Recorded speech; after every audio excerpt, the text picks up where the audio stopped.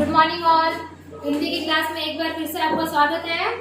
आज हम पढ़ेंगे क्लास सेकंड का पार्ट 2 वर्ण विचार। क्या पढ़ेंगे आज हम? वर्ण विचार, जिसको हम इंग्लिश में बोलते हैं फोनोलॉजी। तो आज हम इस वीडियो में इन सारी चीजों को पढ़ेंगे।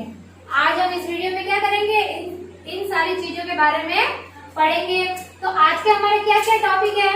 पहला है वर्ण, सेकंड वर्णमाला, वर्ण के प्रकार, स्वर, मात्राएं और स्वरों के मात्रा चिन्ह।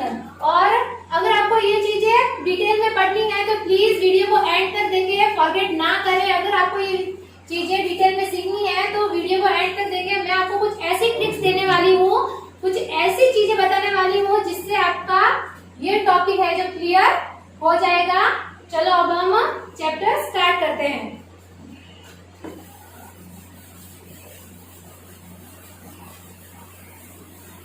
सबसे पहला टॉपिक है हमारा वर्ण। आज का सबसे पहला टॉपिक क्या है हमारा? वर्ण। तो अब हम देखते हैं कि वर्ण किसे कहते हैं या वर्ण की क्या परिभाषा होती है। तो किसी भी भाषा की सबसे छोटी ध्वनि इकाई। अब ये क्या है ध्वनि इकाई? तो किसी भी भाषा की सबसे छोटी ध्वनि इकाई, यानी हम जो बोलते हैं वो सबसे शॉर्ट होता है, सबसे छोटी इकाई होती है, उसे हम वर्ण कहते हैं। और वर्ण के और अधिक टुकड़े नहीं किए जा सकते, क्योंकि वर्ण है जो फिक्स, अपने आप में खुद फिक्स होता है, उसके और टुकड़े नहीं होते। ठीक है, तो अब हम देखते हैं वर्ण की परिभाषा। वह सबसे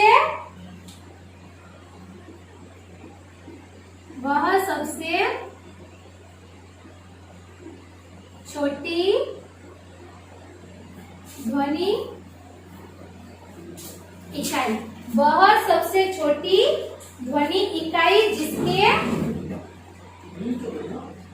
वह सबसे छोटी इकाई जिसके और टुकड़े नहीं किए जा सकते, जिसके और टुकड़े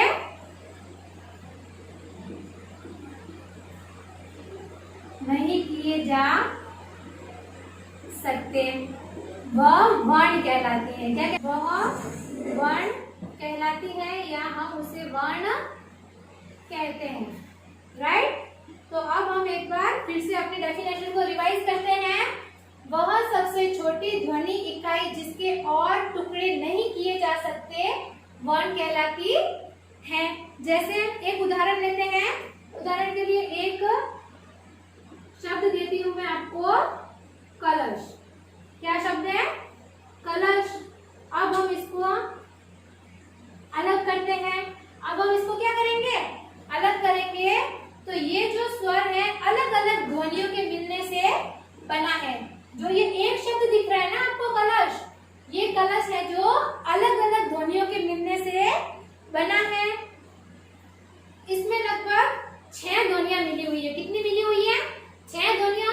तो अब वो 6 ध्वनियां कौन सी है, हम इधर, मैं आपको अब इधर बताऊंगी। वह 6 ध्वनियां कौन सी है मैं आपको इधर बताऊंगी। तो सबसे पहला क्या है? क। अब क के नीचे अपन क्या करेंगे?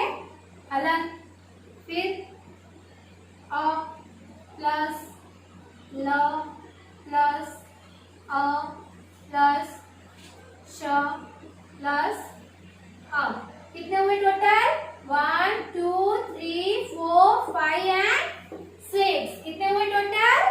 6। तो अब मैम ये क्या है? तो अब हम देखेंगे कि इस चीज को क्या बोलते हैं। तो जिसके भी नीचे ये चिन्ह आता है वह क्या होता है? व्यंजन होता है। क्या होता है? व्यंजन होता है। कोई भी व्यंजन है जो स्वर के बिना अधूरा होता है और हर वर्ण में उसके साथ स्वर जुड़ा होता है।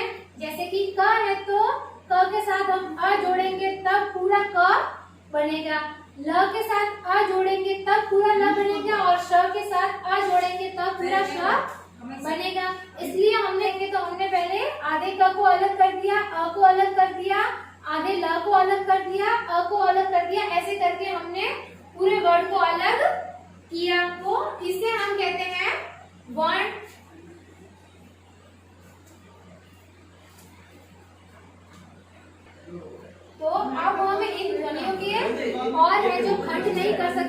को और कट नहीं कर सकते। इन्हीं ध्वनियों को हम वर्ण कहते हैं या वर्णों को हम अक्षर भी कह सकते हैं। अब हम आते हैं नेक्स्ट टॉपिक के ऊपर, वर्णमाला। नेक्स्ट टॉपिक क्या है हमारा? वर्णमाला।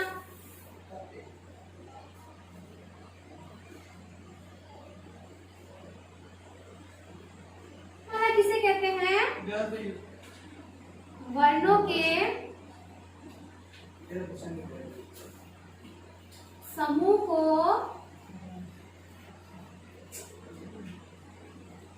वर्णमाला कहते हैं। तो वर्णमाला किसे कहते हैं? अब हम देखते हैं वर्णमाला किसे कहते हैं। तो वर्णों के समूह को वर्णमाला कहते हैं। वर्णमाला किसे कहते हैं? वर्णों के समूह को वर्णमाला कहते हैं। यह भाषा में प्रयुक्त होने वाले सभी वर्णों को एक क्रमबद्ध रूप देता है। भाषा में जितने भी वर्ण यूज होते हैं, वर्णमाला क्या करती है? उसको एक क्रमबद्ध रूप देती है। अब हिंदी की वर्णमाला में 2 वर्ण होते हैं। हिंदी की वर्णमाला में कितने वर्ण होते हैं? 2 वर्ण होते हैं। कितने होते हैं? 2 वर्ण। हिंदी की वर्णमाला में कितने वर्ण होते हैं? 2 वर्ण होते हैं। कौन कौन से? पहला है स्वर, दूसरा है व्यंजन। पहला कौन सा है? स्वर, दूसरा है व्यंजन। तो अब हम देखते हैं स्वर। स्वर किसे कहते हैं या स्वर की क्या परिभाषा होती है या स्वर को हम कैसे समझेंगे? तो अब स्वर जिन वर्णों का उच्चारण करते समय मुख से निकलने वाली वायु मार्ग में कोई रुकावट नहीं आती, उन वर्णों को स्वर कहते हैं। यानी जिस टाइम हम जिस ध्वनि को बोलते हैं और वो बिना बाधा के हमारे मुंह से बाहर निकल जाता है, उसे हम स्वर कहते हैं। जैसे स्पीक विथ मी, अ। हम लोगों ने अ बोला तो क्या हुआ? हमारी जो टंग है हमारे माउथ से टच हुई? नहीं हुई ना। नॉर्मली इजीली ये वर्ड है जो हमारे मुंह से, वर्ड है जो हमारे मुंह से निकल गया। ये जो वर्ड है इजीली हमारे मुंह से निकल जाता है, जैसे कि अ। तो इसे हम बोलेंगे स्वर। तो स्वर की परिभाषा जिन वर्णों के, तो स्वर की परिभाषा जिन वर्णों का उच्चारण करते समय, जिन वर्णों का उच्चारण करते समय हमारे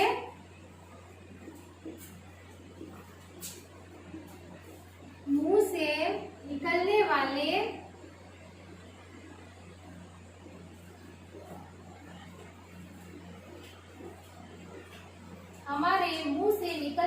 वायु मार्ग में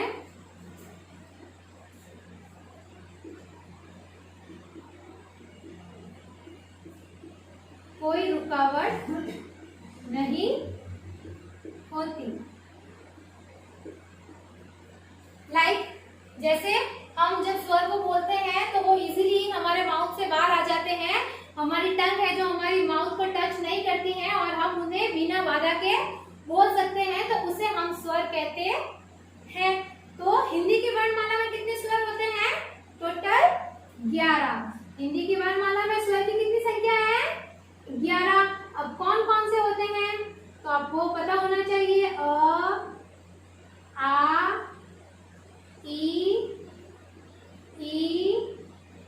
उ, बड़ा ऊ, ऋषि, ए, आई, ओ और आओ। अब काउंटिंग करो। 1 2 3 4 5 6 7 8 9 10 11। कितने हो गए टोटल? 11। तो हमारे हिंदी की वर्णमाला में कितने स्वर हैं? 11। अब हम देखते हैं स्वर के भेद। स्वर के भेद या टाइप्स बोल सकते हो। तो स्वर के कितने भेद होते हैं? स्वर के 2 भेद होते हैं। कितने भेद होते हैं स्वर के? दो भेद होते हैं। पहला होता है ह्रस्व स्वर, दूसरा होता है दीर्घ स्वर। अब इसको हम लघु स्वर भी बोल सकते हैं। इसको हम क्या बोल सकते हैं? अगर आपको ये याद नहीं रहे तो हम इसको लघु स्वर और दीर्घ स्वर भी बोल सकते हैं।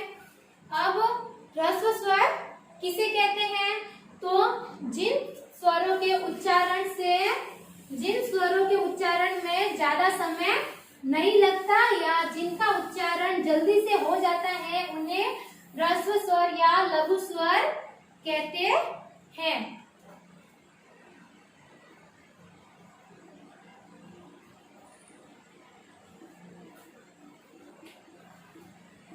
जिन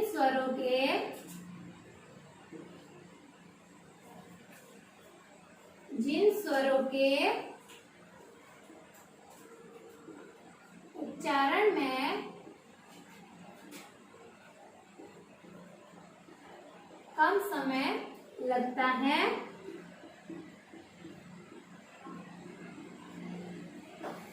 उन्हें ह्रस्व स्वर कहते हैं। तो जिन स्वरों के उच्चारण में कम समय लगता है या जिन्हें हम कम समय में बोल सकते हैं उन्हें हम ह्रस्व स्वर कहते हैं। और ह्रस्व स्वर की कितनी ह्रस्व स्वर है जो कितने होते हैं? 4। कितने होते हैं? ह्रस्व स्वर कितने होते हैं? 4। कौन कौन से? अ, ई, उ और ऋषि। ठीक है, तो अब कैसे कितने होते हैं? 4। अ, ई, उ और ऋषि। अब दीर्घ स्वर, ये तो कौन सा प्रकार था? पहला प्रकार। अब हम देखते हैं दीर्घ स्वर। तो दीर्घ स्वर उन्हें कहते हैं जिन स्वरों के उच्चारण में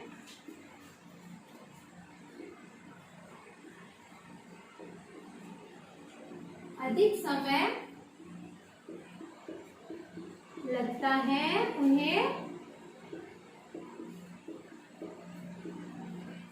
दीर्घ स्वर कहते हैं।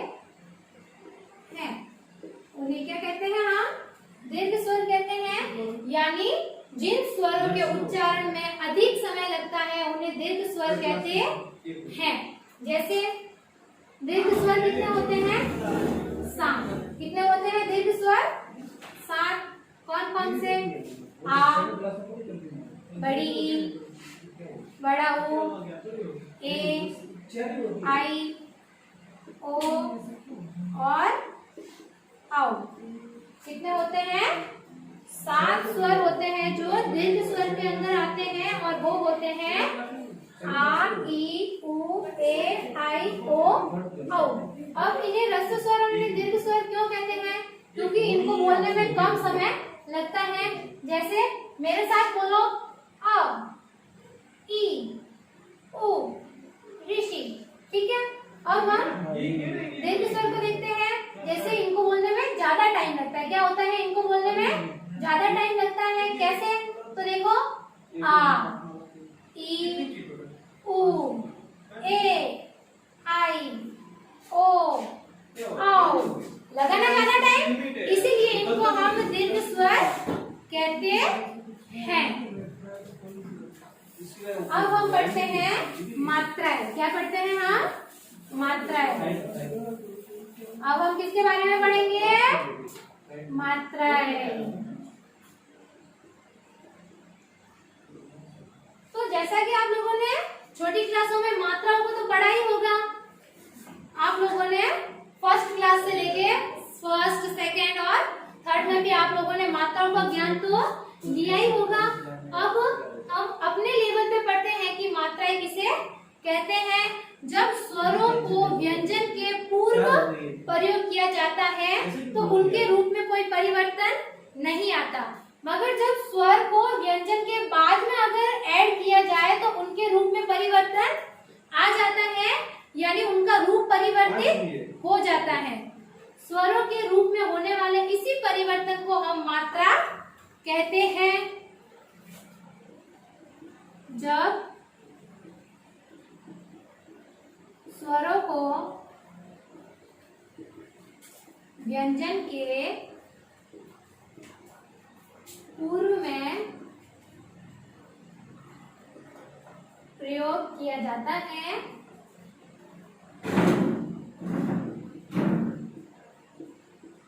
तो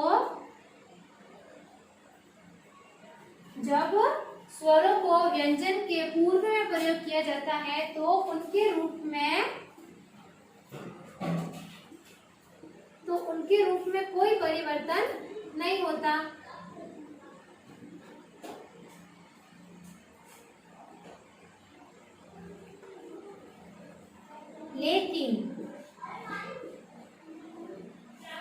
लेकिन जब स्वरों को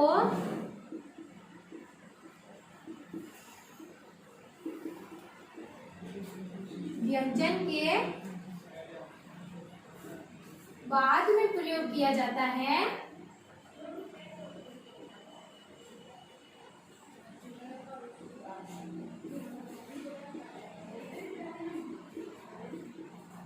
तो उनके रूप में परिवर्तन हो जाता है।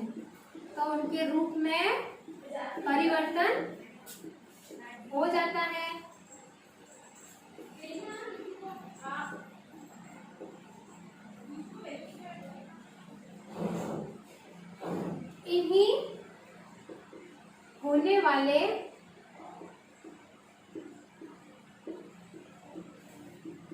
परिवर्तनों को हम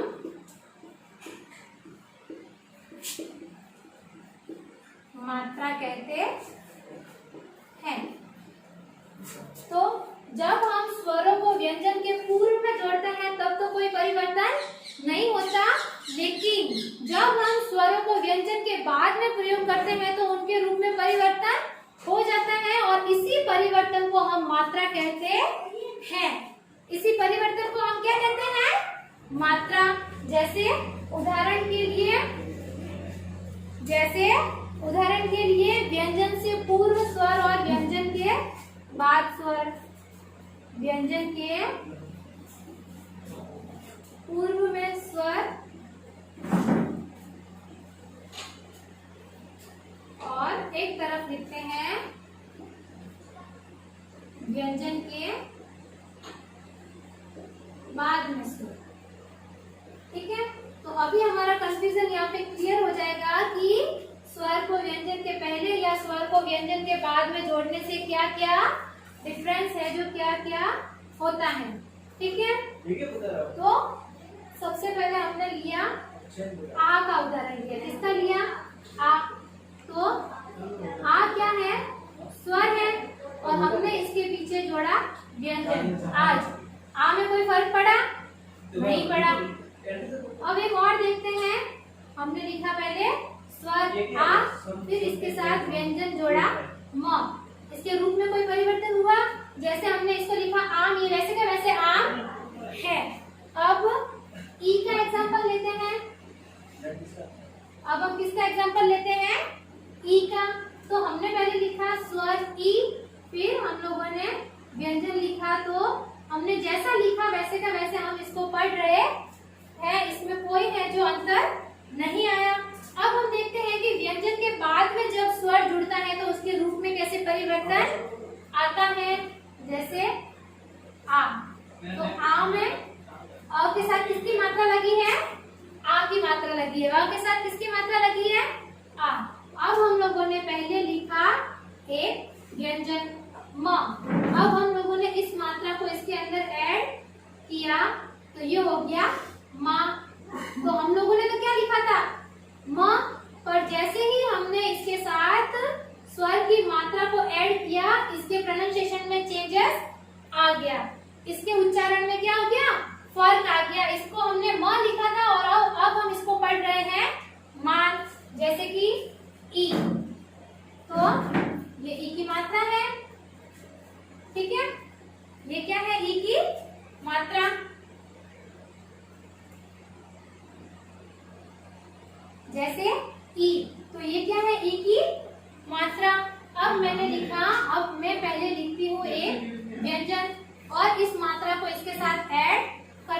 मैंने लिखा था म और मात्रा को ऐड करते ही ये हो गया मी। पहले तो मैंने क्या लिखा था खाली म, और जैसे ही मैंने स्वर की मात्रा को इसके अंदर ऐड किया ये बन गया मी। डिफरेंस आया? आया ना? तो ऐसे ही जब हम व्यंजन को पूर्व में जोड़ते हैं तब तो कोई चेंज नहीं आता, और व्यंजन के बाद में स्वर को जोड़ते हैं तब उसमें चेंज आ जाता है। अब हम देखते हैं स्वरों के मात्रा चिन्ह। अब स्वरों के मात्रा चिन्ह सोचने में पढ़ने में तो थोड़ा डिफिकल्ट लग रहा है, पर ये आप लोगों ने पहले पढ़ लिया है। क्या किया है आप लोगों ने? ये चीज जो है जो पहले पढ़ ली है। आप लोग फर्स्ट क्लास सेकंड क्लास से इस चीजों को पढ़ते आ रहे हैं और अभी तक तो ये चीज है जो आपकी बहुत ही स्ट्रॉन्ग हो चुकी होगी, पर मैं थोड़ा सा डिटेल में आपको एक बार और बता देती हूँ ताकि ये चीज आपको लाइफ टाइम तक याद रहे। अब अ को छोड़कर प्रत्येक स्वर के लिए एक निश्चित मात्रा चिन्ह प्रयोग किया जाता है। ओनली फॉर स्वरों के साथ ही मात्रा को हम जोड़ते हैं। तो जितने भी स्वर होते हैं उसमें अ को छोड़कर, जितने भी स्वर होते हैं उसमें से अ को छोड़कर सभी स्वरों के लिए एक निश्चित मात्रा चिन्ह का प्रयोग किया जाता है। वो मैं एक बार आपको बता देती हूँ, हम एक इंडेक्स के थ्रू समझते हैं। तो सबसे पहला है स्वर। अब हम इसको एक सारणी के द्वारा समझते हैं। सबसे पहले लिखा हमने स्वर, फिर मात्रा का प्रयोग,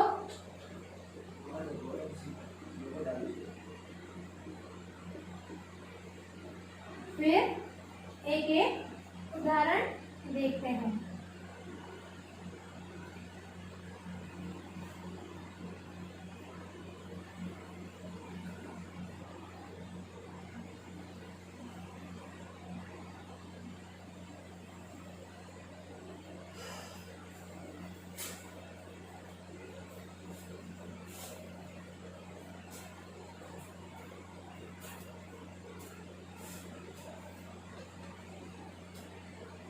अब हम यहाँ पे सारे स्वर लिखेंगे। अ, आ, ई, उ, बड़ा ओ, री, ए, आई, ओ और आओ। ठीक है। अब हम लिखते हैं इसकी मात्रा। तो मैंने आपको बताया था कि अ को छोड़कर बाकी सबकी मात्राएं होती है, तो हम अ के स्थान पर डैश कर लेते हैं। फिर ये आ की मात्रा, ये ई की मात्रा, ये बड़े ई की मात्रा, ये उ की मात्रा, ये उ की मात्रा, ये बड़े उ की मात्रा, ये री की मात्रा, ये ए की मात्रा, ये आई की मात्रा, ये ओ की मात्रा और ये औ की मात्रा। अब हम मात्राओं का प्रयोग सीखते हैं। जैसे हम उदाहरण लेते हैं म। किसका उदाहरण लेते हैं? म। तो मात्रा का प्रयोग आप कैसे करेंगे? कुछ नहीं करना है, सिंपलिसिटी में म के साथ इन सारी चीजों को ऐड करना है। बाकी कुछ भी करने की, कुछ हेडेक लेने की कोई जरूरत नहीं है। मात्राओं का प्रयोग वैसे बहुत ही इजी है। ठीक है। हमने लिखा म और आ की मात्रा ऐड की तो मा, फिर ई की मात्रा ऐड की तो मी, फिर ई की मात्रा ऐड की तो मी, फिर उ की मात्रा ऐड की मु, फिर उ की मात्रा ऐड की मु, फिर री की मात्रा लगाई तो री, फिर ए की मात्रा में, आई की मात्रा मई, ओ की मात्रा मो, औ की मात्रा मौ। ठीक है। अब हम जल्दी से इसका एक एक उदाहरण देख लेते हैं। तो म का हमने बनाया मन, इसका हो गया मान, इसका मिल, इसका